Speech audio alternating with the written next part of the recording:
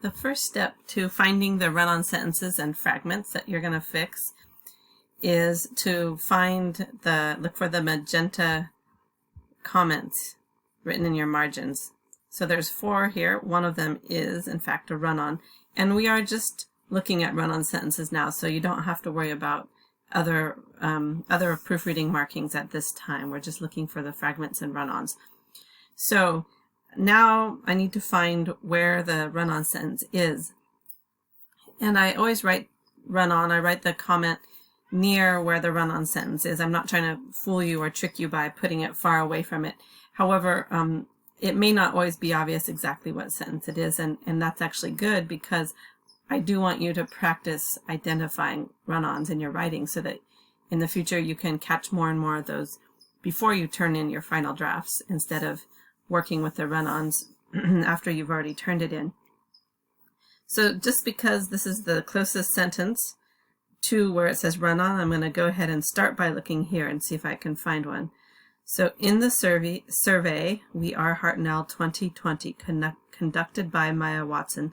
Now none of that is going to be a subject or predicate because it's all just telling where the information that is going to be provided is. It's in the survey, and then we find out a little bit more about what survey we're talking about. So everything up to this comma is not essential to the subject and predicate of the sentence. So it's so far there's no run-on.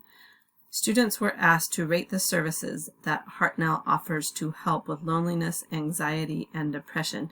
Now that's a complete sentence. And of course we would take it all the way up to in because this is part of it.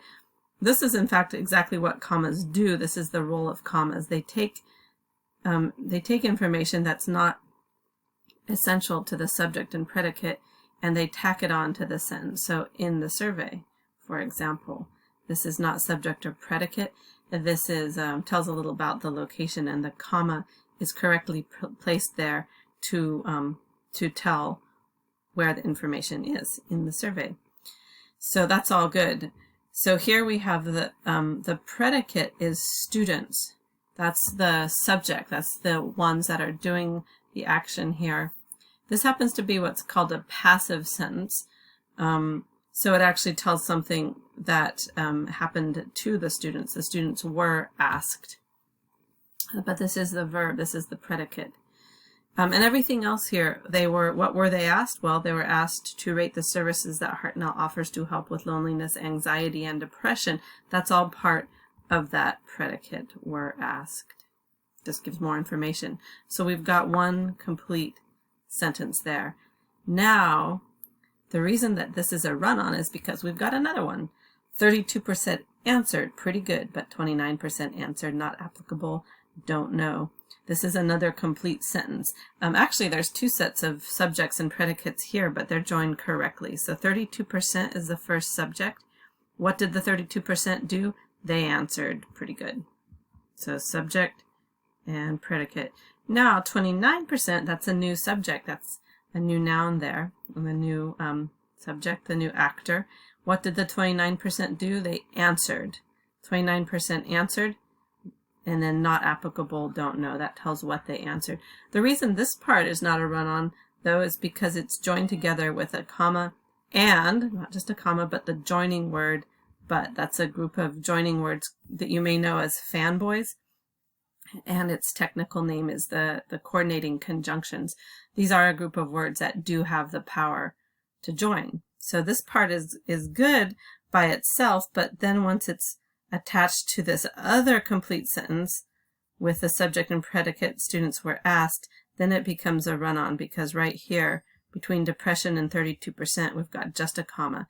And a comma alone cannot ever, ever, ever join complete sentences. So that's my run-on. We're going to have to put something else there instead of that comma. But your next step, now that you've found the run-on, is going to be to select it. So you should be able to just use the arrow key, the arrow tool, to select everything here. And then I'm using Control-C to copy. I'm going to switch over to Google Docs now. I'm going to open my Google Doc, and I'm just going to adjust the window here. I've actually previously already pasted it on, so you can see it there. I won't repeat the action, but what I did was I used Control V or Command V if you're on a Mac to copy and paste the same sentence twice. To change the color, what I did here was I selected it and went up to this tool. I'll make it purple so you can see the change.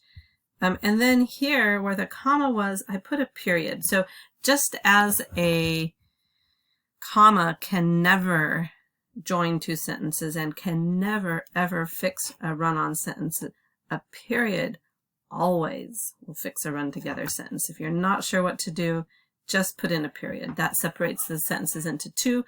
There's no problem. I could have also put a comma and the joining word and. That's also one of the fanboys or coordinating conjunctions, but here it seemed like it sounded better just to have a simple comma and to break the sentences into two. So that's how you do it. Let me know if you have questions.